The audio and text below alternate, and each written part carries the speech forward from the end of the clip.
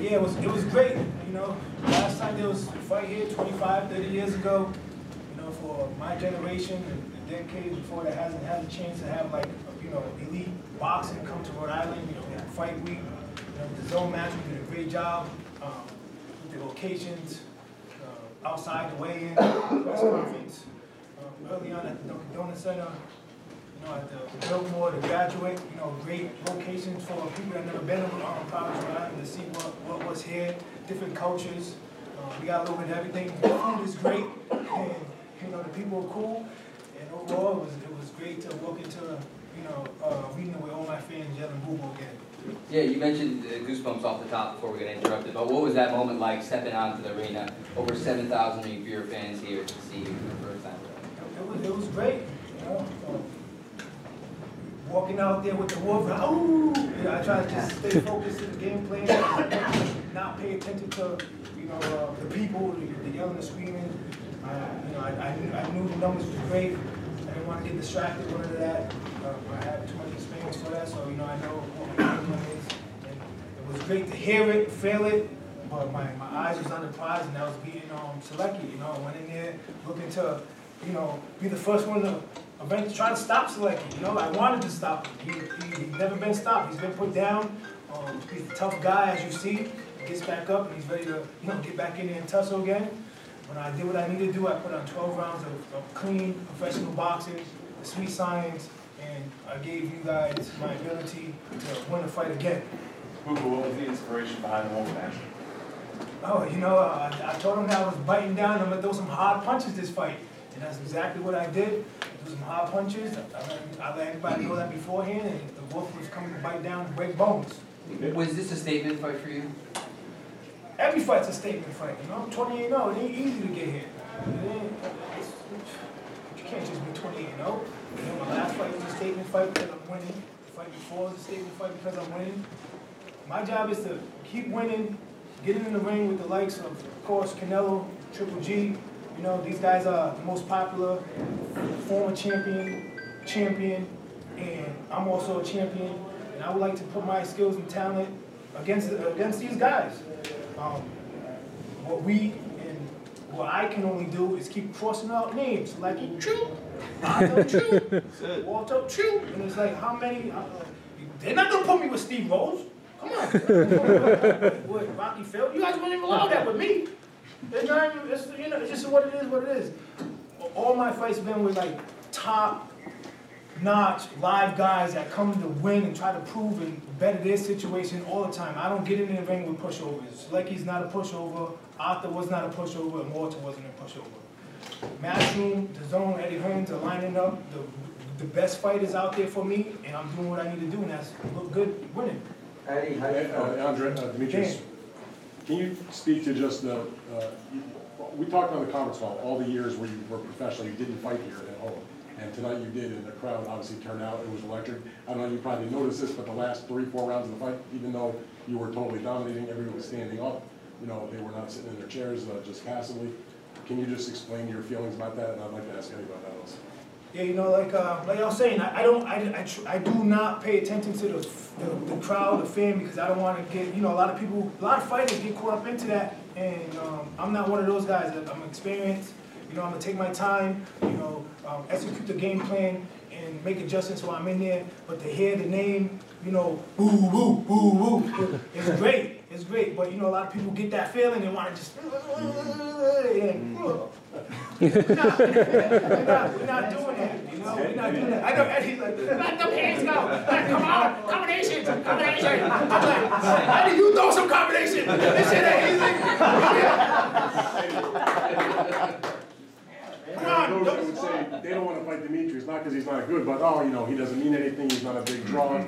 He's got a world title, he's undefeated, and he was a big draw tonight. Yeah, well, that's why I wanted to come here. I mean, it's crazy that he's never been to Providence before for a fight. I mean, and always the reputation of Demetrius Andrade is amazing fighter, but no one's interested, no one's buying tickets. The two biggest gates we've had on our Matchroom Boxing USA show since we started in October, outside of Joshua Riggs, have been Demetrius Andrade shows. Yeah. One in Boston and one here tonight. That tonight was an atmosphere that was, I mean, that was like being back home. That was incredible. incredible. There was energy, people were excited, and that's because it's not rocket science. When you bring a fighter from his hometown to his hometown, and people from Providence come, what do you think they're going to do? Not support their own. It doesn't matter if we're in Britain, we're in the US, but now people can drop the excuse of, oh, Demetrius doesn't mean anything. You know, he's not popular. Well, guess what? He's popular with his broadcaster, and he's popular with the fans. But the problem he has is, he's just too good. So who's going to want to fight Demetrius Andrade? No. And in the past, no one wanted to fight him because he's too good. And they had an excuse. Now they don't actually have any excuses. He's got a belt. He's got fans. He's got a broadcaster. Exactly. So he's got money. You know, and it's going to be hard to avoid it. And we need to support the media, the fans, and DAZN. You know, I mean, he's going to put pressure on me. I'm going to put pressure on DAZN to say, we're the middleweight, we're the home of the middleweights. But we know you want Triple G against Canelo. But if Canelo fights Kovalev, why don't we fight Triple G? Yeah. And then the winners can fight the winners. Do you really think that Golovkin is going to risk that fight by fighting Demetrius? I don't think anyone's going to win. Like, you know, you can't hand on heart sit there and say that Canelo beats Demetrius Andrade. I don't believe anybody in boxing would say, yeah, he beats him, 100%. So, you know, you're not, when you've got a fighter like Canelo, you know, do you want to put him in a fight like that, where you're unsure if he's going to win? Now, I think they'd be more confident going into the Triple G fight than they would going into a Demetrius Andrade fight. You know, and with the Triple G, the style of Demetrius Andrade is, I mean, it's, you know, it's a great fight. I mean, I know, you know, I'd have concerns about that fight for Demetrius, but that's what he wants. He wants those kind of fights. He didn't lose a second of a round tonight. You know, against a really good fighter, ranked #1 in the WBO, and sooner or later, he's going to want the challenges. So we've got to try and deliver him for him. But tonight was a major, major moment in his career. I was actually like looking around thinking, I looked at him and he was, you know, in the first round came out like I've never seen him. And I was thinking, Paul, don't tell him to calm down in the corner. The first thing I heard was that the zone said Paul told him to calm down in the corner. But Paul's right, I'm wrong as usual, and Paul, that's why he looks like that after 28 fights. He's never really been hit.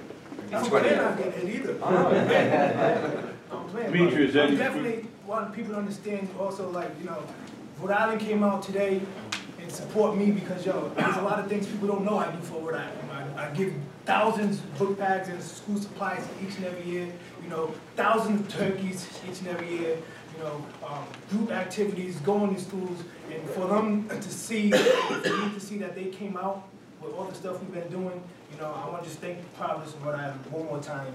And, you know, like Eddie said, you know, I'm just ready to fight, you know. Keeping me active is the best thing because I'm getting my 12 rounds in. I'm getting more relaxed. I'm understanding, you know, what I need to do more and more and more every time. What I need to do to, you know, entertain just a little more than, you know, me when I used to like fight maybe once a year. My goal was just stay focused, don't do nothing, just see the feet work.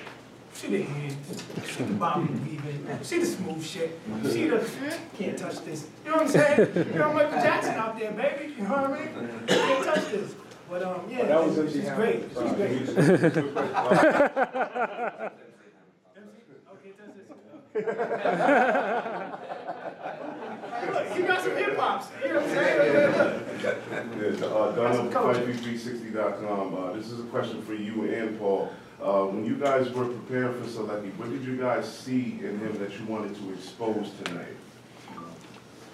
Listen, my dad taught me everything I needed to know growing up in the images. He's just a phone call away, you know?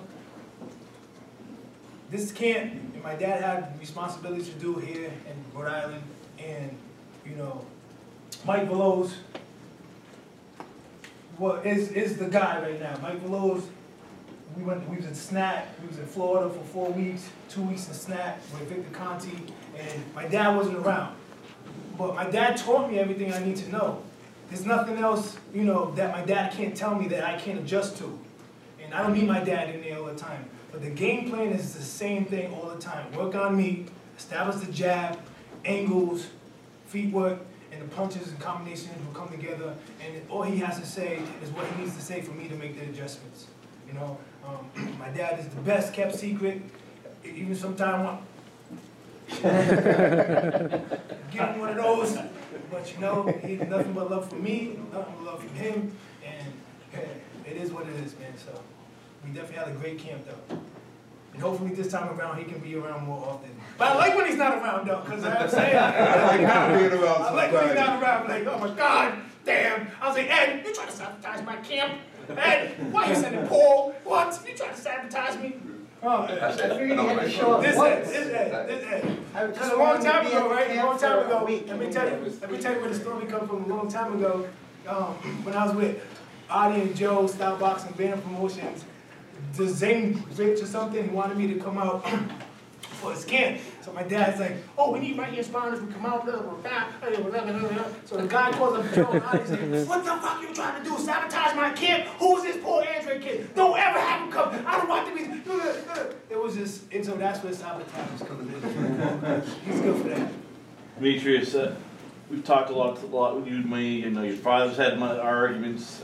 This is a question for you and Eddie. Do you start making maybe bigger fights in terms of up in weight class? Two guys know people love to see you fight. Callum Smith, Danny Jacobs. If Canelo's not going to fight you, if Triple G's not going to fight you, do you maybe go, I'll take on Danny Jacobs. Yeah, we're friends, but business is business. Or do you go across the pond and take on Callum Smith in the best of 160 versus best of 168? It's Billy Joe Saunders. If I decided to go up to 168, you know, he deserves a beating from me. So, you know, that's something I would definitely be interested with, and we can talk to Eddie about it later on or however. But if I go up to 68, it's like, who else is there for me to really fight? Not Colin Smith. It would be an undefeated champion and an easy thing we could probably put together because it's both WBO sanctioning, and that's something that we was going to do beforehand. So that's something that's realistic. And by the way, if he goes up to 68, they'll go up to 75. So that's what always happens. When he had the 54 titles, they didn't want to fight him. They moved up middleweight. We moved up middleweight. We don't have to chase people. We don't have to keep increasing weight.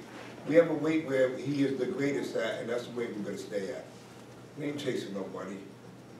You know, the whole thing is, they're going to come up, they're going to put the money down, and they're going to say, look, let's do this fight eventually. You know, it's the fans that want to see it. They don't control it. I don't know, man. Just do your job. Do your job. Tell everybody Canelo, Triple G. That's it. There's nothing more I can say. I'm ready to go. Go back home and say Demetrius Andrade needs to fight Canelo. Demetrius Andrade needs to fight Triple G. That's the fights we need to see. Not going up or going down. That's it. Ready to go, guys. Thank you.